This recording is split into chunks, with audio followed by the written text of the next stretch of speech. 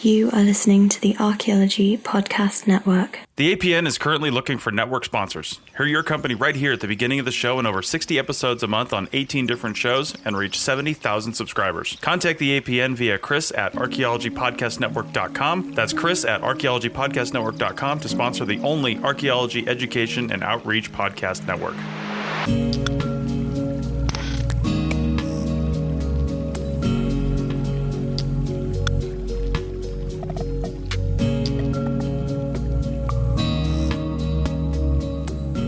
Welcome to Heritage Voices, Episode 6. My name is Jessica Yaquinto, and I'll be your host today. And today we are talking to Emily Van Alst about NAGPRA, Indigenous Archaeology, and the Northern Plains.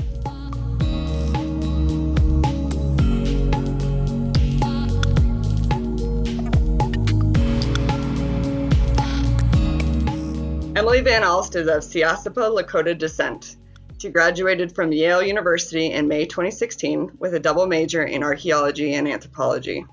Her archaeology senior research was a comparative thesis on the treatment of Indigenous archaeology in the United States and Japan. She will begin graduate school this fall, working towards a PhD in anthropology and archaeology at Indiana University with an emphasis on community outreach and engagement, zooarchaeology, Indigenous archaeology, and the Northern Plains. She works with the Learning NAGPRA project through Indiana University. So welcome, Emily. Thanks for having me. I guess I'll go ahead and introduce myself in my language. Peru washte ham atakiyoyepi, chante washtea nape chiuzapi, Emily amachiapi, Sihasapa Lakota wian hamachiye. With a good heart, I say hello and good day. My name is Emily, and I am a Sihasapa Lakota woman. Thanks for having me. Yeah, thanks for coming on. So, okay, man, there's so many things that I want to talk to you about.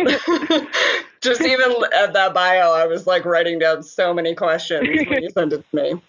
But I guess let's just start at the beginning. So, how did you get into all of this work? So it's kind of a long story, but I guess I'll start it off in high school. I was really like a big social studies history nerd. And so I really thought about what kind of major I wanted to do when I got to college. And it seemed to be some sort of social studies. And I didn't know if it was going to be history or anthropology or sociology. And then I got to college, got into Yale, and their anthropology department is awesome. And so originally was an anthropology major, but I wanted to do something else. And so I spent my freshman and sophomore year trying to figure that out. I was like English for a while, American studies, global health, public health, a little bit all over the place, but I was taking a few anthro classes here and there. And then my sophomore year, I was trying to decide if I wanted to just be an anthro major or also do art history. So I took anthropology of art, and then I took sort of a modern art class. And then the anthropology of art class, we were talking about objects and who owns objects, the importance of like the larger sort of context of a painting. The Yale University Art Gallery had a Paul Gauguin painting of Tahitian women, which was really interesting to me. And I ended up writing my final paper on that painting and kind of why were the French there in Tahiti and colonialism and imperialism and how that kind of influenced Gauguin and what he was painting. And I was trying to have those same conversations in my art history class, and my TA and my professor weren't really having it. That's when I kind of, at all, like they were like, I think you're reading too much into this painting. Like Gauguin is part of Gauguin is part of the Western canon. Like we just need to accept him for who he is as a and I was like, no, there's more. There's so much more here that we need to talk about. And they just were not having it. That's when I decided, like, well, I'm not going to do art history, but I'm going to do anthropology. So then one of the requirements for anthropology is taking an intro class in the 4 subdisciplines of anthro. So I took Great Civilizations of the Ancient World with Professor Ann Underhill, who ended up being my advisor. And I loved it. I was like, this is so cool. Like all these ancient cultures, and I was writing papers about native cultures and prehistory, and she pulled me aside and was like, so I know you're an anthro major, but are you interested in potentially also majoring in archaeology? And I was like, I'm not really sure. And then at the same time, Yale encourages you to do a study abroad. So I was just looking at study abroad options and saw that there was a archaeology field school in Menorca, Spain. And I thought, Spain for 6 weeks? That seems like a pretty cool thing to do. Sounds terrible. And, yeah, right? Oh, geez. Like, I guess I'll do this. And I went, and the first day in the dirt, I was like, this is it.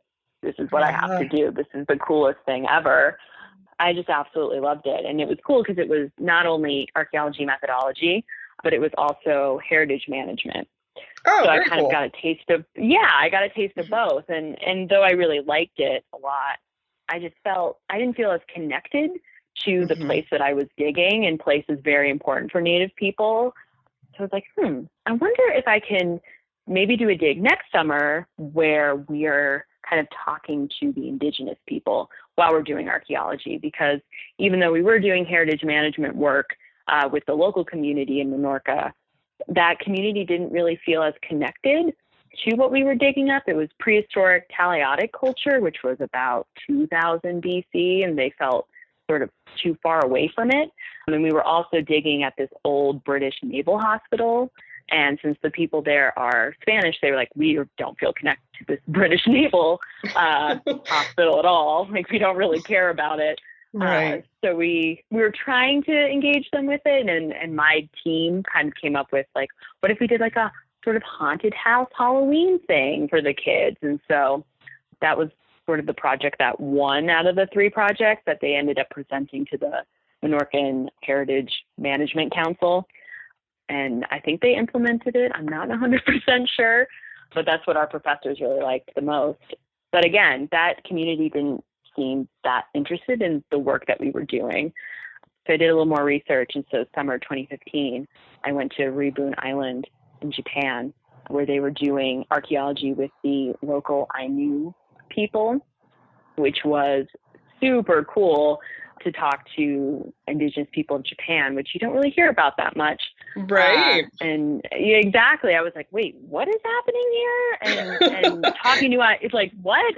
And I knew community members were talking to me because they're like, well, you're native to America. And I was like, yes, I'm Lakota. And they're like, explain this to us. And I found out that, I knew primarily we're a hunting and gathering society. So are the Lakota. And so we had a lot of similarities. A lot of the policies that took place in the late 1800s into the 1900s, very similar to what was happening to Ainu people. So we had very long conversations about that, which was super interesting.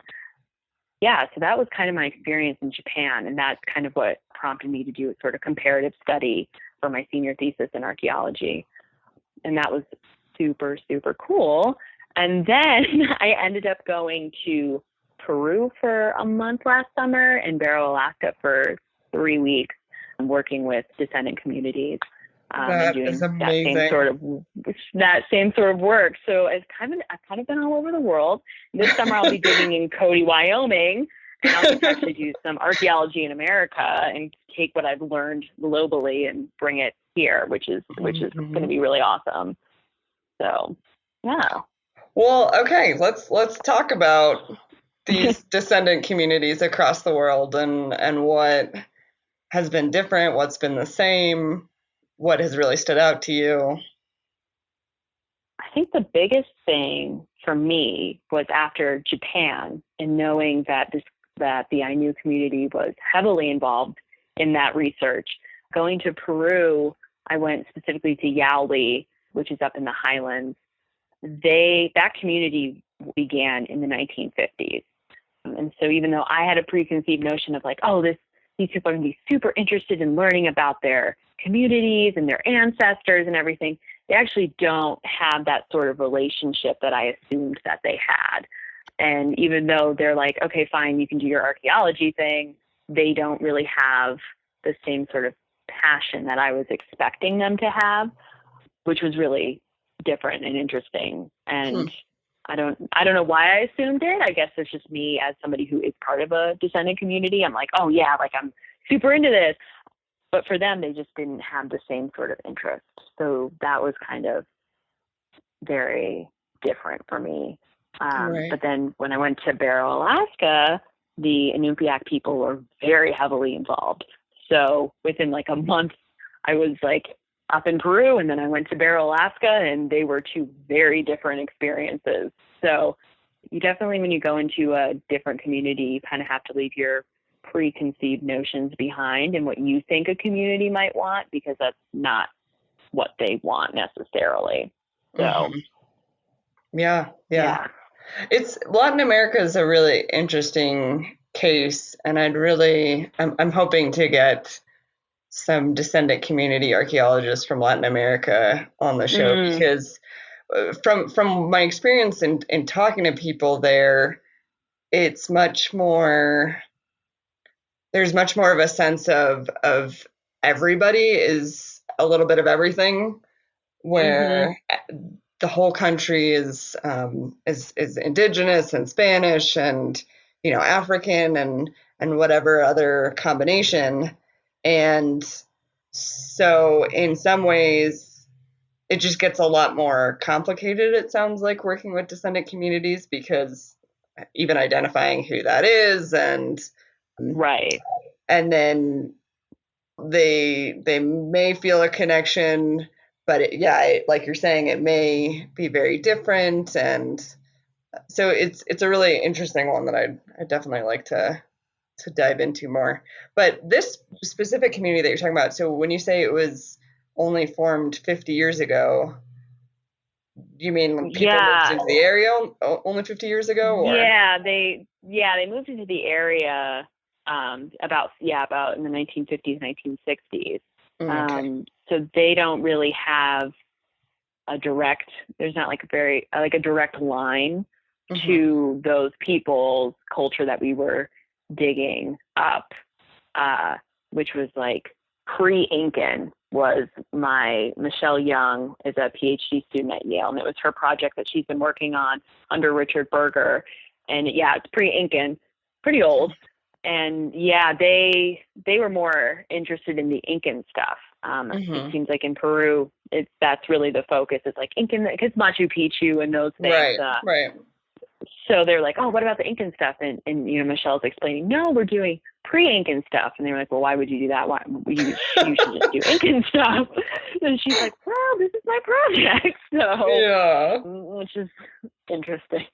So that was kind of a difficult thing to try to explain. But South America is very interesting. It's very different than what I was expecting as somebody who is indigenous to North America. Most people here, I feel like, have a sort of direct line and are like, our ancestors have been here for 10,000 years. While in South America, people are mixed. People have been moved around, and so that you don't have that sort of direct line back in certain areas. So Right. I mean, it hugely varies. When I was in Uruguay, for example, it was funny, because every single person you would talk to and you'd ask about the tribes or the native communities there, they would all say the exact same thing. Oh, they went extinct like the dinosaurs. Oh boy. Yeah. Wow. Oh gosh. It was just like the cultural way that they phrased it. And Uruguay is a very Italian and Spanish, and it's like like Argentina. It's very Euro-American. But I met a professor at the U of A, and she was doing research in Uruguay. She was doing biological testing, and some of the communities in Uruguay, when you go more inland, are very indigenous. There's just this perspective of this disconnect, and that they all got killed off. Wow. And then you go to, I worked on a project in Mexico, and there was clear indigenous roots of the people in the community that I was working in, but they didn't necessarily think of themselves that way again. Yeah.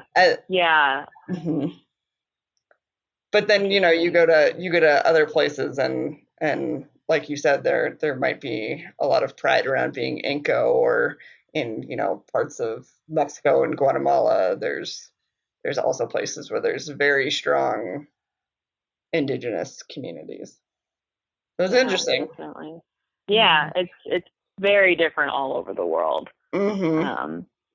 And I think that, definitely Indigenous archaeology is trying to be like, communities are multifaceted, and one approach isn't the approach for everyone, Right. which is good, but I think it can be difficult. I think a lot of times you go in with a sort of preconceived notion of a community, but it's not necessarily what Right. they are about. So, Mm-hmm. Yeah. So, if you don't mind talking about it, could you talk a little bit about more specifically some of the similarities and differences you saw when you were in Japan or Alaska as well? yeah. So I ended up, when I wrote my senior thesis, what I found interesting was not only the fact that both communities are predominantly hunting and gathering. And so when I was doing research, I was like, well, I wonder if the policies of sort of like taking away land use or resources is similar, which I found was actually the case. The Ainu are primarily fishing. And so Japan tried to kind of curb that fishing that the Ainu were doing. Sort of like here when Plains Indians are mostly relying on buffalo, and they were trying to kill off as many buffalo. So that was a interesting aspect that I wasn't really aware of before. So there was that part of it, but there's also the sort of museum part of it, where like a lot of Ainu objects were taken away, not only from Japanese archaeologists, but there's a lot of British and American archaeologists that came over in the early 20th century to Japan and started bringing those Ainu objects actually back over to the United States. And that was also sort of the practice here in the U.S. is taking those objects away, because the Ainu, as well as Indian people here in the U.S., are seen as a sort of dying race around that sort of turn of the century, 19th into 20th. Right. And so it was like, oh, we have to try to write down all of their stories, their language. We have to take these objects and even human remains back to these, to these museums and these institutions in order to kind of keep them alive.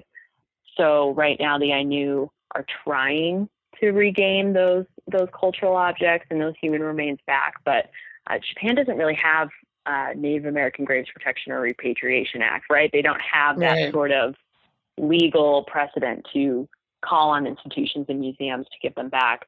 So the biggest thing that Hokkaido University is doing right now in Japan is trying to get those remains back to the Ainu. So that has been interesting. And they've actually really looked at the United States and what the U.S. is doing in regards to that. But I see that the U.S. is looking at Japan for guidance in including indigenous communities while doing the actual digging and out in the field sort of aspect of archaeology. So that's an interesting conversation. And it's really Carol Ellick and Joe Watkins who are kind of having that conversation with Hokkaido University. And they've been doing a lot of work together. And they actually created this publication called Indigenous Heritage and Tourism Theories and Practices on Utilizing the Ainu Heritage, which is available online, and I will send it to you after this. But it was a big part of my senior thesis research, because a lot of the methodology and theory that they talk about in that publication I used and is definitely applicable to here in the U.S. So yeah. Okay, and we can put that in the show notes. So were there any big highlights about, so you mentioned Japan learning about repatriation, looking at NAGPRA, and then the U.S. looking at how to better include indigenous populations the way that the Japanese are. Are there some highlights that you've noticed about how the Japanese are doing that the U.S. could learn from? I think including, like, making it mandatory. And though there's not a legal precedent for that in Japan that I know of, there is definitely, universities want that when they do their research. And it may have been isolated in that the University of Alberta and Hokkaido University are very much about that. And I happened to go on that dig, and that was the dig that they were making that the important part of their dig. But it seemed like with the conversations I was having with other Ainu community members that seems to be something that is necessary all the time. While in the U.S., I feel like because there's a legal precedent, it's like, okay, we have to, right? There's like almost like because it's a rule, they're like, oh, we have to do it. Not the enthusiasm that I saw when I was in Japan necessarily all the time. And there's a lot of cases where there is enthusiasm, but there's also times where there's not, because it seems to be a hassle here in the U.S. I've heard that before, like, oh, well, if you find these native human remains, then we have to call in, and use NAGPRA and all this stuff. And it's like, you should just have the enthusiasm and realize that you are always digging on indigenous land when you're digging in the U.S. No matter where you go, it was originally native people who were here in their land. So I think that's sort of the biggest highlight, is that there's a mandatory enthusiasm in Japan that I think the U.S. needs to have. And I think it's starting to go in that direction, which is really great. Yeah, and I think it was like having Indigenous people every step of the way. During our orientation, we met with Ainu community members. During our dig, in lab, they gave their own presentation about the Ainu history. We got to hear Ainu language. I know 2 years ago, the Ainu community members came out and they blessed that site before they started digging, which I think is super cool. So I think that was like the biggest highlight for me, is seeing Ainu people the entire time we were doing things in Japan, which was really cool. Very cool. Yeah, that's amazing. Okay. Yeah. So on that note, we're going to take a really quick break, and then I have so many more questions when we come back. All right.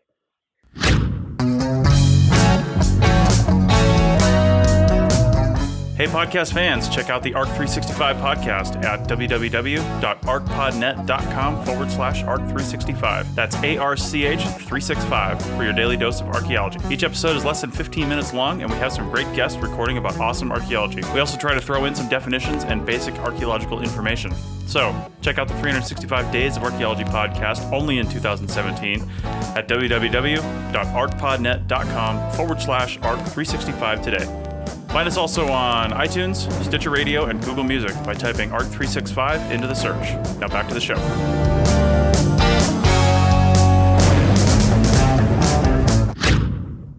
And we are back.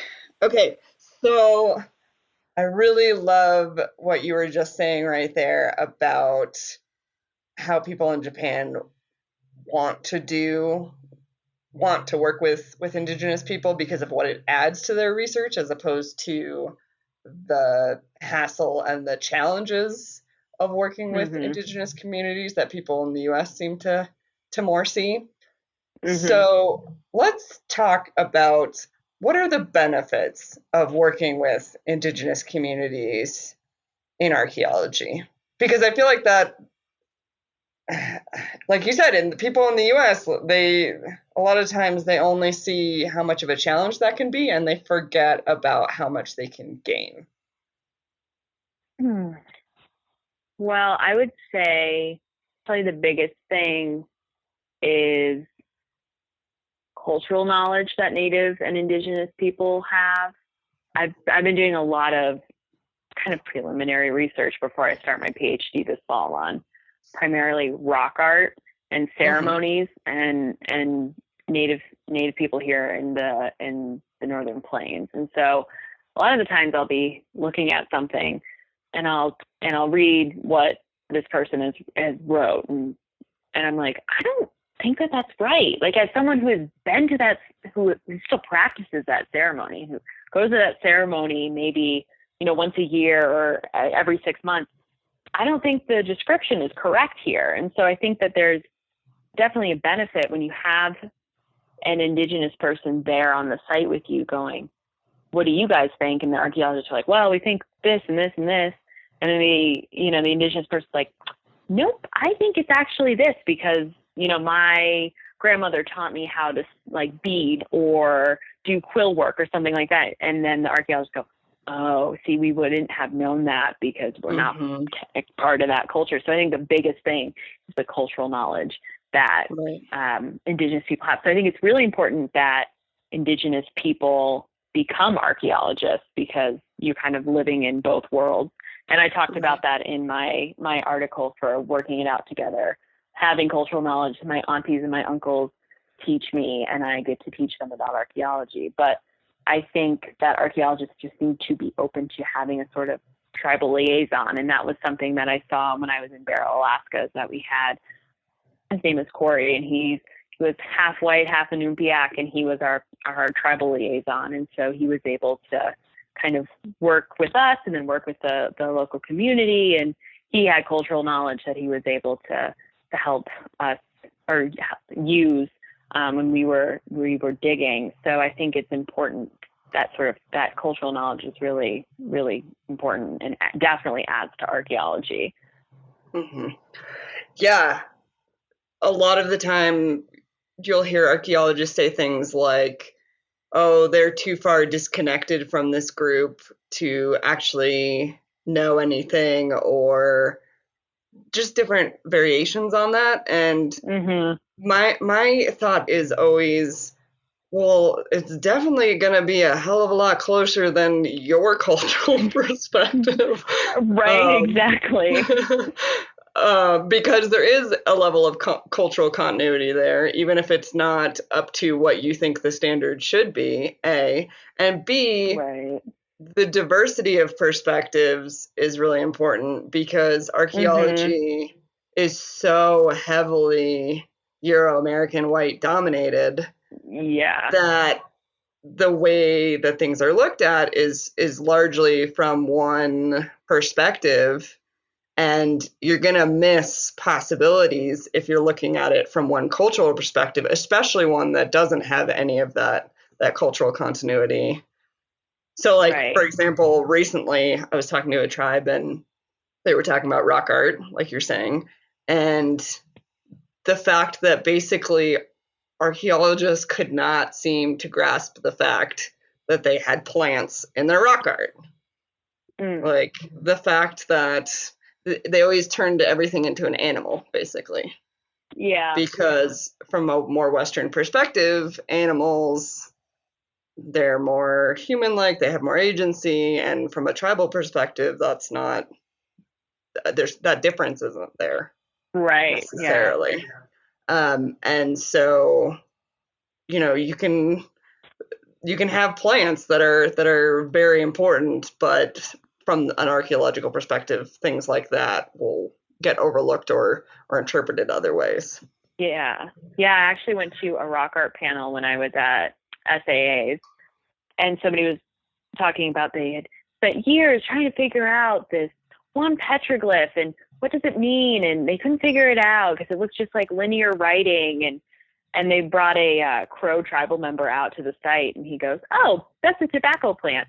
And then he looks down and he goes, oh, those are old tobacco leaves. Yeah, they probably had a tobacco ceremony here a while ago. And the archaeologist was like, wait, what?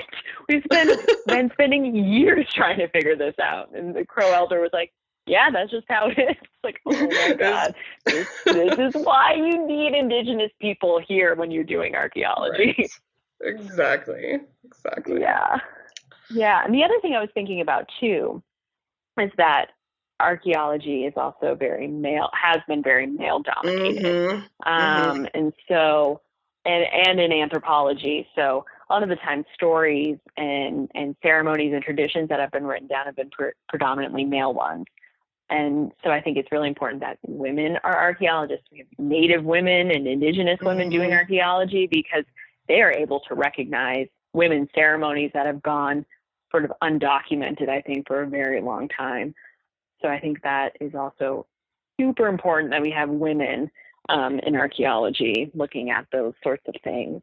So right. Yeah, absolutely. And I mean, when you're looking from, and I mean, this is both like a white and a science background, but things are just always very, what's the word? in archaeology, but it's very focused on day-to-day life and just getting food and getting your needs met, and totally ignoring the spiritual and ceremonial side of things, which obviously I know in large part is because that's the kind of thing that's really hard to measure and to interpret from the past. But when you talk to Native American people, they don't want to necessarily be presented as this is how many calories of this they ate every day.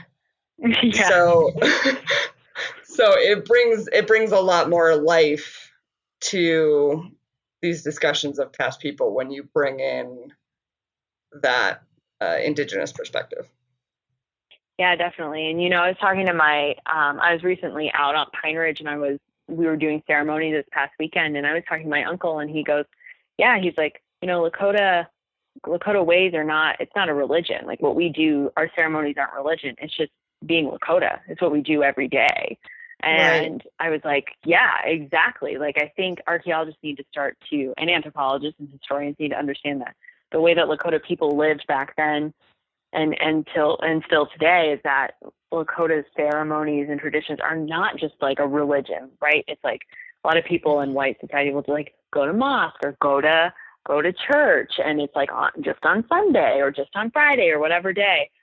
Right. And for Lakota people, it's an everyday thing and living that way, that good way. So I think it is hard to measure in archaeology from a scientific point of view, like religion and spirituality, but which I think is why like ethnography is super important when you're doing archaeology. A lot of those traditions last thousands of years. Right. So yeah, I think that's also super important. So what is your uncle and your aunties, what do they think of archaeology? Has that changed at all also from you talking to them through time? Yeah, what's their perspective? So when I first told them what I was doing, when I was studying in school, one, it's like, she's in school, which is good. And then, you're like, so I'm majoring in anthropology and archaeology. And they go, don't the archaeologists take our stuff? And you're like, right. Not necessarily. I used to, but not anymore. And then, then I explained to them, well, me being Lakota and being an archaeologist, I can kind of bridge that gap. And so every time I go out, they're like, how's school going? Which I'm not in school right now, but like, how's school going? And so you're like, I'm learning about this and that, and I've been doing some research, and I've been bringing books out there and being like, hey, look at this really cool like rock art petroglyph, and they go, oh, that looks like one of our ceremonies that we do. And I'm like, exactly. And they're like, oh my gosh, this like thousands of years ago our ancestors were doing those same ceremonies. And I was like, exactly. And they're leaving evidence of it, which I think is something that Native people are starting to understand, is that there's actual like evidence of us doing these traditions for thousands of years. And so now they're all about it. They're like, yes, be an archaeologist, like do this thing for us. Like this will be your path that you have. Right. So it's really great to have their support and have them help me try to, parse through all of this literature and all of this research that has already been done, but done not necessarily from an Indigenous perspective. Mm-hmm. So does it feel different for you working with your own community's heritage versus working in these other places? Yeah, I feel much more connected to what I'm doing when I do my research. I definitely felt sort of like an outsider in Japan and in Peru, even though I explained to people I am Indigenous to America, and I do understand some of the things that your people have been through and what archaeology is and what it means. But you're still an outsider. You're not part of that community.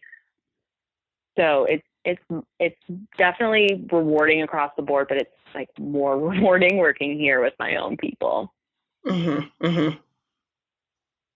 So I want to, I guess, shift gears a little bit and talk. I know that you have worked quite a bit with collections and with zooarchaeology and with NAGPRA, and I'd be really interested to hear more about your experience with those things. So I started volunteering for the Yale Peabody Museum my junior year of college. And so I was just going through just collections or getting collections ready for classrooms, because the anthropology department at Yale is very much about including collections when you're doing classwork, which is, I think, is really awesome to utilize that resource, because the Yale Peabody Museum has a ton of stuff. But then they ended up writing a NAGPRA research grant for cataloging and photographing like the over 1,200 Alaskan Native objects that have kind of remained untouched since the 1950s and 60s. They just haven't really gone through the drawers yet to really catalog everything. So I started doing work on that, which was really cool because I got to work with the NAGPRA coordinator at the Yale Peabody Museum. And she not only helps me with like photographing the collection and going through it, but also I got to learn a lot about NAGPRA and the ins and outs, and sort of sometimes the bottlenecking that occurs, and like sometimes NAGPRA stuff just doesn't go through, or it takes a really long time. The biggest thing for her was like, they would find an object that they were like, oh, we really need to repatriate this, but we have to contact all the tribes in that area because the provenience wasn't really given. So it'll be like, okay, North Dakota. Well, do you know how many different Native tribes have been through North Dakota? So she'd have to contact like 20 or 30 different tribes. And, you know, tribal members aren't going to get back to her immediately. So she'd have to send email after email and phone call and everything. And part of the issue is some Native nations and tribes don't have a tribal preservation office or an officer. They don't have that set up. So they don't have anyone to even deal with beginning to repatriate an object or human remains or something like that. So that can be really frustrating. Or sometimes, like I said, an object just doesn't have a provenience. So trying to figure out what tribe wants it then, if there is even a tribe that does want it and has the resources to take care of it. Sometimes tribes are like, you know what, just keep it at the Yale Peabody Museum. We just can't, you know, take care of it in the way that we would want to. So that was interesting, because the first time I read through NAGPRA, I was like, this is awesome. You just give everyone their stuff back because they were stolen, but that's not necessarily the case. And there's a lot of different areas you have to look at when you start to repatriate things. So my primary focus was, like I said, photographing and cataloging the objects. And then we created this sort of like magazine to give to all the different tribes in Alaska so they could go through it and say what objects actually were, if they were mislabeled, as well as if they wanted those objects repatriated, because we couldn't, you know, bring all the Alaska Native tribes out to the Yale Peabody Museum. Unfortunately, we just don't have money like that. But sending a catalog, then you can go through before you do need to repatriate something. I didn't finish that work. There is a student and then another Native student right now who's working on that, continuing that work, which is really great. I was like, oh, yay, another Native student working on that, which is awesome. So yeah, that's kind of what I did with NAGPRA at Yale, which is cool. Yeah, that's really interesting. It's definitely very full circle, talking about your family saying, wait, aren't you the people that take artifacts, and then being able to be the person that helps to give them back. Exactly. Yeah. Yeah, that's interesting. So did you learn anything specific related to NAGPRA that you think would be helpful for other people to know if they're going to be doing that process themselves? I think realizing that there are multiple different tribes that could potentially claim an object. That was something that I didn't think was going to be a problem, not maybe just because I didn't know the full ins and outs of NAGPRA. But even though something is found in a area, that tribe may not be there anymore. They may have been forcibly removed and in a different area now. And so I'm not 100% sure if NAGPRA covers that sort of issue. Aaron said that comes up a lot. Like they'll find an object in Georgia and the Cherokee tribe of Oklahoma is like, that's probably ours. And, whoever the local community there is, they might be like, no, that's ours. And then you get into these fights between tribes trying to figure out, is it ours? How old is it? And part of the problem too, like I said, is stuff is mislabeled. Stuff is the description's off. So you don't have the full information of the object in its context. So then you're kind of like, oh boy, what do we do with this? So that can be extremely frustrating. Right. Is there anything that can be done to help make those labels more accurate, maybe? I think that maybe. Or is it really more of just, It's more of I would say more of the museum's, not necessarily fault, but unfortunately, somebody found something in the late 1800s and just completely mislabeled it. I do know that doing the full research on an object, even if it turns out to be labeled correctly, I think really doing the research on each object is super important. So then you can be like, okay, this object is what the label said it is, or if it's not, trying to then figure out what to do with it. But I think that people who are working in the museum profession need to really do the full research on an object, as well as start to consult kind of early on with that research that they're doing. I think that would be super helpful. So is this something that you're interested in continuing to pursue in the future, or is there another aspect of archaeology that you're really interested in going after? I definitely am interested in like the kind, like I said earlier, rock art, zooarchaeology, because I think animals are a really important part of Plains culture. When you're hunting and gathering, after I just said, right, exactly. But some of the only things that are left for Plains people are, animal remains, because the Lakota are really efficient and used the entire buffalo for everything. So they didn't really use, ceramics or any sort of pottery. And so you don't have that to go by. You just have animal remains or rock art or something or lithic, something like that, that would last longer on the plains because the environment is so shifty. Yeah, so that I definitely I'm going to look into. But I definitely want to continue with the NAGPRA aspect. I think it's really important to have Native people in a museum context looking at these objects and consulting with tribes. So I'm actually going to go down to Santa Fe for a couple days with Indiana University doing the Learning NAGPRA Collegium, where they bring in museum professionals, tribal members, grad students, professors, and they're creating curriculum for museum professionals and fully understanding NAGPRA, which is really great. It was one of the reasons that I chose Indiana when I was looking at grad schools, was because of that really awesome program that they're working on. Nice. Yeah, that sounds amazing. Yeah. Okay. So we're already at our second break, so we will be right back in a moment. Interested in archaeology? Want to hear from experts in the field about the latest discoveries and interpretations? Check out the Archaeology Show every other Saturday and let hosts Chris Webster and April Camp Whitaker take you deeper into the story. Check out the Archaeology Show at www.archpodnet.com/archaeology and subscribe, rate, and comment on iTunes, Stitcher Radio, and the Google Music Store. That's www.archpodnet.com/archaeology. Now back to the show. We are back.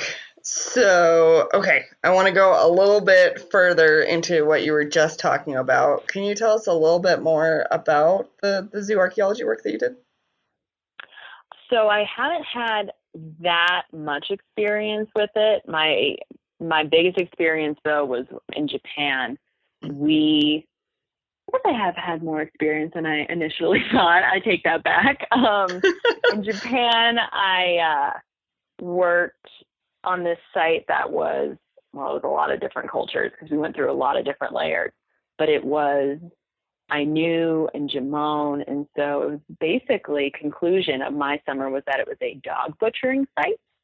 But they think that it may have been more ceremonial than we previously thought, which was really cool.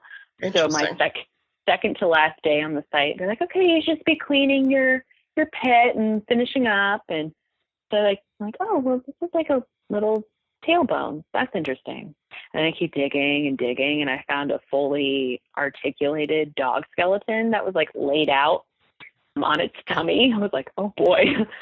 Except it was missing the head. And I was like, oh my God, where is the head of this dog right now? Because everything else is here. And it was like 2 units over. They're like, we think this might be the dog head. It may have like rolled and they just like left it 2,000 years ago.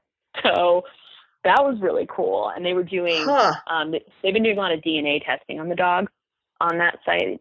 And that was the first moment where I was like, ooh, zooarchaeology seems super cool, because you can like see, cut marks on bones and that sort of thing. And then figuring out with the larger context, like, is this ceremonial, or people just, eating dogs or eating whatever animal we're finding? So that was kind of my first, I was like, ooh, zooarchaeology seems really cool. Unfortunately, Yale didn't have a whole lot of zooarchaeology classes. And so I said to myself, when I go to grad school, I want to go somewhere that has like a massive zooarchaeology lab, which Indiana does. And my advisor, Laura Schreiber, actually is the head of it. So I'm like super excited about that and getting into that collection. And then when I was in Alaska, there was a lot of seal bones and remains. And then when I was in Peru, llama remains and alpaca. So I kind of got to start learning about the different bones and what those look like in different kind of animals. And it's definitely been something that I've keep looking at. And so grad school, I chose somewhere that had a really big zooarchaeology lab and in collection to work with. So that's why I also love animals. I was like, oh, this would be like a cool part of it, doing archaeology and looking at animal remains. So yeah, I have a friend who's it's a zooarchaeologist. Is that how you say it? I think it's zooarchaeologist, like zoology. Okay. Yeah. Got it. I've heard it both ways though, so. Okay. Well, it's probably just that nobody ever bothered to correct me. Right, exactly. Let's be honest. Exactly. But she's one of those. And she said basically she started out wanting to be a vet because she loved animals so much, and then realized basically it was way too much pressure having them live or die by you, so she switched to archaeology because then they were already dead at least. Yeah. When I was really little, I wanted to be a veterinarian. I was like, oh, it's so cute. And then I realized you had to put animals to sleep, and I was like, never mind. But now that I'm older, come back to it a little bit. So exactly. Very appropriate. So, okay. So you went to Yale, and then you had a year in between? Yep. Okay. So what did you do in that year in between? And then my next question relates back to what we were just talking about. So this year, I was like, I need to take a break and just kind of refocus myself and see if I want to do a master's or a full PhD. What program am I going to do? What exactly do I want to focus on? Is there a place in the U.S. that has like a North American plain, specifically like archaeology program? And IU seemed to be the one. So I spent my year studying for the GREs, taking the GREs a couple times. I'm getting my app together. I actually got to visit Indiana University for 3 days, and I got to, interviewed and chatted with people there, and I fell in love with the program. And I fell in love with Bloomington. It's a super cute college town. And I'm currently working at the University of Montana bookstore. So that was nice. Still get to be around books, even though I took a year off of school, which kind of hurt as a big nerd. I really missed school. And then I worked briefly at there's a small zoology collection at the University of Montana. So I was helping them catalog their collection, because it's still it was all paper written on index cards. They hadn't digitized it yet. So I was working on digitizing the collection. Wow. That is important. Quite a project. They're still working on it. So I believe that. No, yeah, I think that's smart, giving yourself a little bit of a time in between, I for sure. definitely recommend it. I wasn't going Mm-hmm. to. I felt the pressure of like, I just need to roll into some sort of program, but I recommend to anyone who's thinking about taking a year off, take a year off. Mm-hmm. Give yourself Yeah, yeah. some time to breathe after you just did full 4 years or even more for Mm-hmm. some people of college. Just, yeah, take a year. Yeah, yeah, yeah. Yeah, I didn't give myself a whole year, but I did take the summer before I went to grad school and Okay. I worked at a summer camp. I mean, it was totally, it was the exact same, like, I need to clear my brain before I go into grad Mhm. school and, Yeah. um, and go full force for it. But so what made you want to pursue a PhD specifically, and what are you thinking that you want to focus on while you're there? Obviously, zooarch, but Yeah. So I grew up in a house that was very academic oriented. My dad got his PhD, finished up when I was a freshman in high school. So very academic oriented house. I also realized the small amount of Native people who have PhDs. I mean, granted, there's a small amount of people in this world who have PhDs, but Native, hmm like full professors, is such a right, small right. number. And, sometimes I feel like it's kind of hard when you're trying to explain something when you have cultural knowledge of it. And you're like, well, this is my cultural knowledge, and I'm telling you this. Some people don't take it as seriously as someone who has a PhD. So Right. part of me was like, as a Native woman, I can have cultural knowledge, and I will also have a PhD. So then everyone has to hmm listen to me and what I have to say because it's important. So Right, yeah, right. that was part of my motivation. And like I said, very academic oriented household. Mhm. And I like being a student. I'm a big nerd. So Oh, me too. 6 to 7 more years of being a nerd and like getting, like going to the library and doing research and all that stuff. I was like, yes, I am very much hmm about this. Yes. Definitely. So yeah, and then I'll be focusing on zooarchaeology, Northern Plains archaeology. I'm really interested in rock art. I think that's an important aspect for a lot of Northern Plains tribes, especially in the South Dakota, Montana, Wyoming area. hmm You have the Black Hills, and you have like Bear Butte and Devil's Tower in those areas, and that's kind of where I want to focus and looking at traditional territories.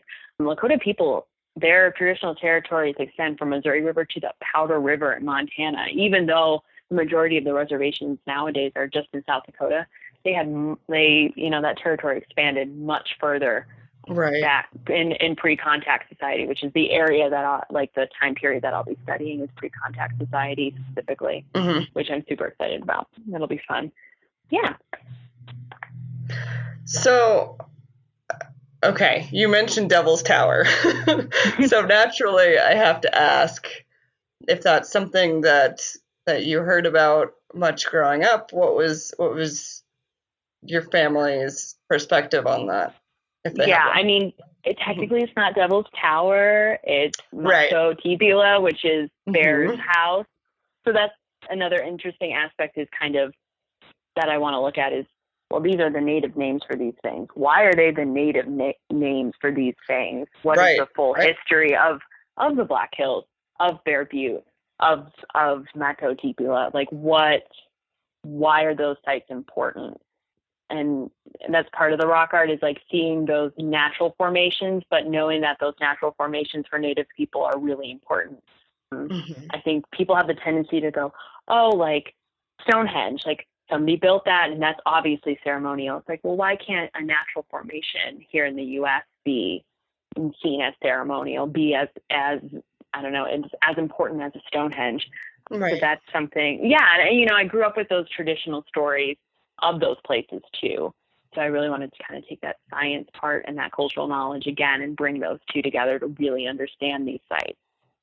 hmm Yeah, that would be, I'm sure, a very important thesis Yeah. or dissertation. Yeah. You know what I mean? Yeah, I know Yes. what you mean. I gotcha. Yes. You got me.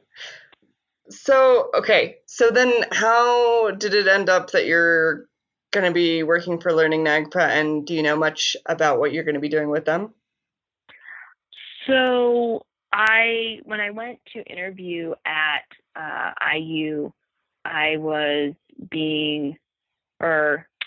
talked to Ann Pyburn, who is very much about engaging descendant communities, and everyone in the IU Anthro-Archaeology department find that work is super important, which is another reason that I ended up at IU, no matter where they are, whether they're in Africa or South America or North America, wherever they may be, that is super important. And so I will specifically be looking at the context for understanding NAGPRA practices under the Learning NAGPRA program, which seems to really be about kind of providing a framework for people to understand the kind of experiences and needs of tribal communities when it comes to museums and it comes to NAGPRA, and that kind of going away from the common Euro-American academic approach to understanding Native American people and really kind of incorporating more Native people into that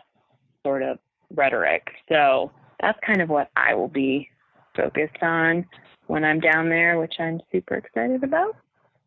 Nice. You mentioned that Yale had separate anthropology and archaeology programs.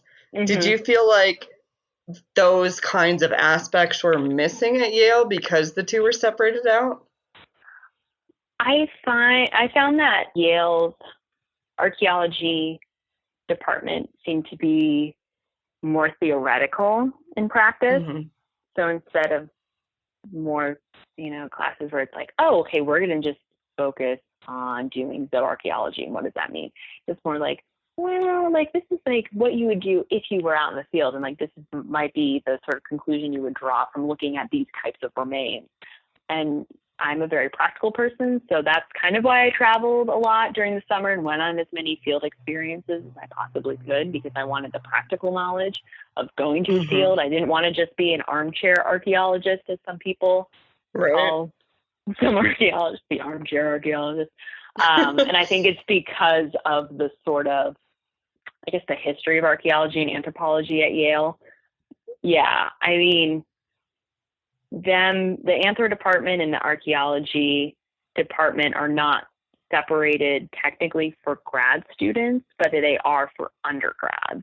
And so even though my archaeology senior thesis was this comparative study of Indigenous archaeology, my anthro senior thesis ended up being a thesis about sort of continuity of culture, specifically kinship in Lakota culture, which was a really interesting thesis. And I got to talk to a lot of my aunties and uncles about kinship and how kinship has been like reformed throughout time. I looked at like about 1700 to modern time, which is like, 300 years, but sort of the impacts of colonialism and settler colonialism on kinship. But they were separate, the departments, but they try to work together. And I know that a lot of my advisors and professors in the archaeology department constantly were like, go take as many anthro classes too, because anthro and archaeology go, hand in hand here in the U.S. and you need kind of both disciplines to fully understand cultures.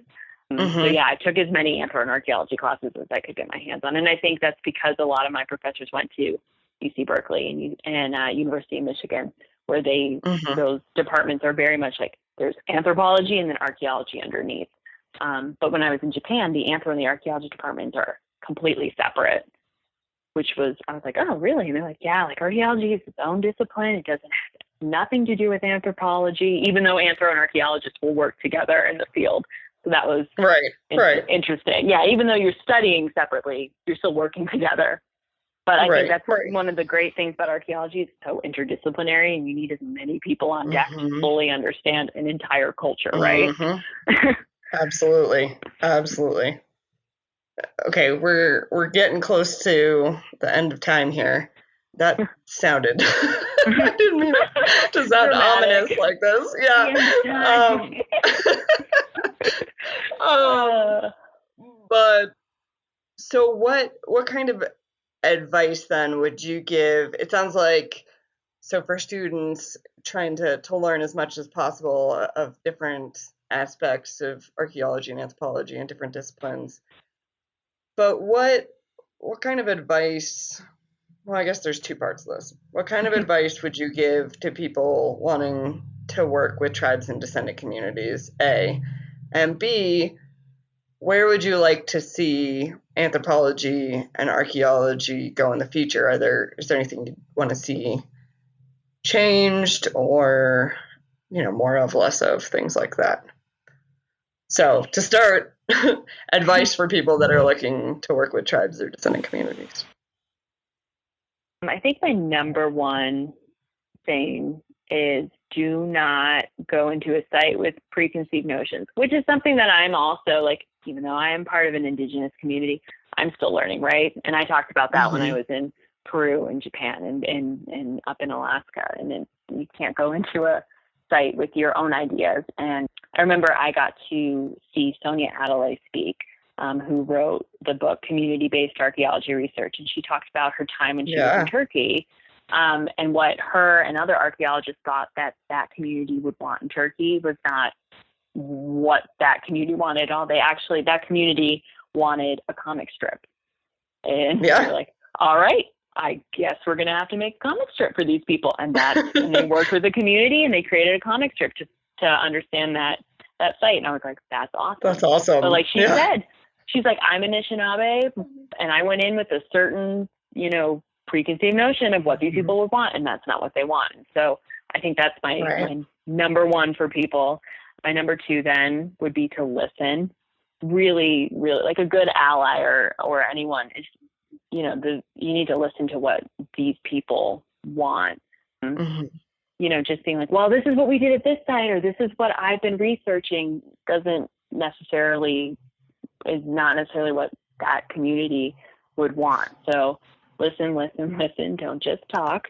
And three, I think that communities are super multifaceted.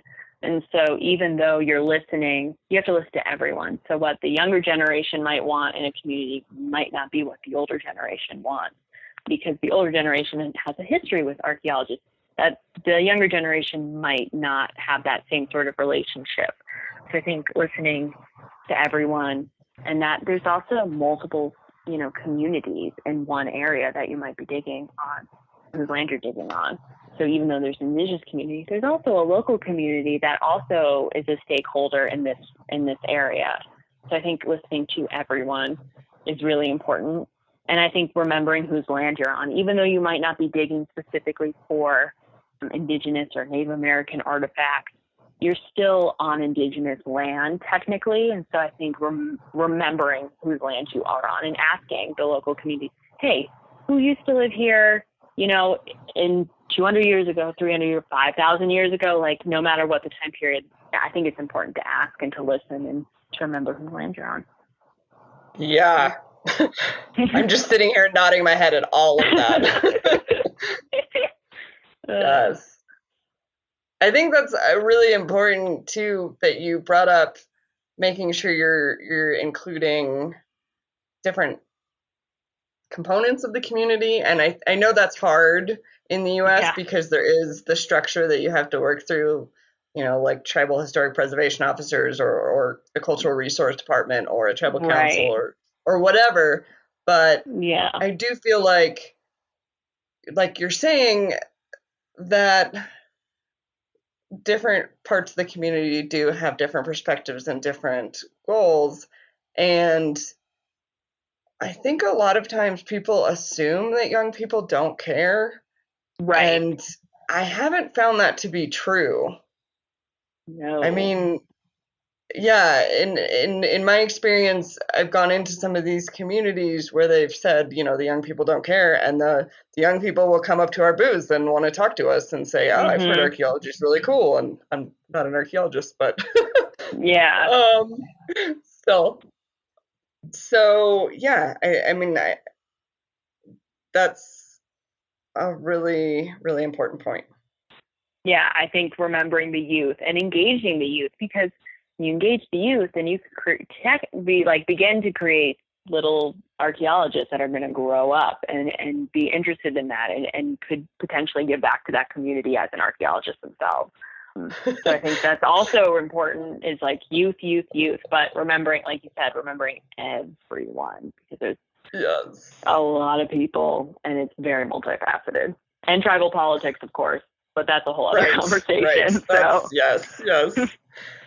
Sorry, I didn't mean to laugh at you there when you said little mini archaeologists. I had this like little vision of, like a whole bunch of little kids in Halloween dressed up like archaeologists. Right. Yes, exactly that. Yes. Ooh, it was a really cute image. Okay, so then real quick to finish us out, the second part, what direction would you like to see archaeology, anthropology go in the future? What would you like to see changed, more of, less of, etc.? If anything, or you can tell me, no, it's fine as it is. Well, I think it's definitely headed towards a direction of including as many Indigenous people as possible. I mean, remembering, like I said, whose land we're digging on. But, it's weird to think that NAGPRA was only enacted in 1990. I know. Not that long ago. It was like 3 years before I was born. So, I think that's a weird sort of thing. So I think it's going in a great direction. We obviously have more to do, I think, including Indigenous people, even in non-Native American digs, right? Like if somebody's like, okay, I'm going to go dig for Native American artifacts, I feel like in the U.S., like, okay, well, we need to consult with tribal members. But like I said, the whole U.S. is Native land. So I think remembering that and including as many tribal people as possible. Yeah, and I think we were seeing more Indigenous archaeologists. Obviously, it takes a very long time to get a master's or a PhD and get that sort of education. But I think more Native people are trying to become educated and be able to do that sort of work. Yeah, so I think it's headed in a good direction. I'm pretty young going into a PhD program at 23. It's going to take me a little while, but I hope that there are other, and I've met other Native scholars and other Native archaeologists around my age who are getting PhDs and masters and are really excited to do more of this work. So I am very optimistic about it and good. hopeful. Okay, so one more then. So what could be done to help get more Indigenous students into the field to help that come along faster? I think that when I was in Japan and when I was in Alaska, we had community days. Or the site had community days. And so we would just, we wouldn't be doing any sort of archaeology work that day, but we would bring out artifacts we found in previous field seasons. We'd have the site open. And so a lot of little kids would come, especially in Japan, to come see the site and what are they digging up and that sort of thing. And so not only are you having the conversation then with the little kids, but you're also having the conversation with their parents. So you kind of get more of the community than you originally thought. And then I think having it in a more, not an unprofessional way, but a more informal setting, I guess, would be the word I would use for community members to come and talk to the archaeologists. What are you guys doing? Like, what are you finding? And we had a barbecue when we were up in Barrow working on the Walakpa site. Community members came and they brought their little kids and we had a cookout and we talked about what we were digging and I thought that was really awesome. Some more informal settings, I think, would be able to engage tribal community members. And I think having more community days or like even little kid days where you can bring them out to the site and show them, I think then you have the potential to, spark some interest in these little kids and they might be more apt to go, oh, I can do archaeology. And if you're doing, your digs all the time, every single year, kids grow up and they're going to keep coming back, hopefully, and then you really get them engaged. Right. Yeah, and especially if you're bringing somebody from the community with you. Yep. That's been working with you to these events. Absolutely. Mm-hmm. Well, I think we are over on time, but thank you so much for joining me today. And thank you for having me. Yeah, of course. We'll have all those goodies in the show notes too. Definitely.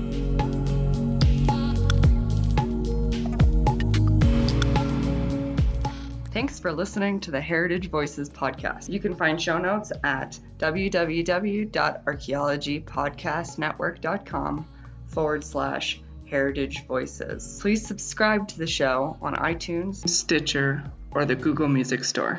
Also, if you like the show, please share with your friends or write us a review. If you have any questions, comments, or show suggestions, please reach out to me at jessica@livingheritageanthropology.org, or you can find me on Facebook through Living Heritage Anthropology or on Twitter @LivingHeritageA.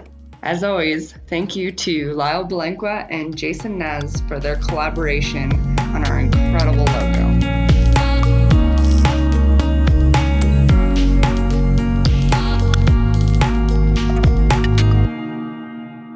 This show is produced by Chris Webster and Tristan Boyle, and was edited by Chris Webster. This has been a presentation of the Archaeology Podcast Network.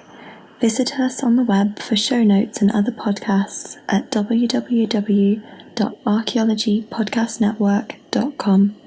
Contact us at chris@archaeologypodcastnetwork.com. Thanks again for listening to this episode and for supporting the Archaeology Podcast Network. If you want these shows to keep going, consider becoming a member for just $7.99 a month. That's cheaper than a venti quad eggnog latte. Go to arcpodnet.com/members for more info.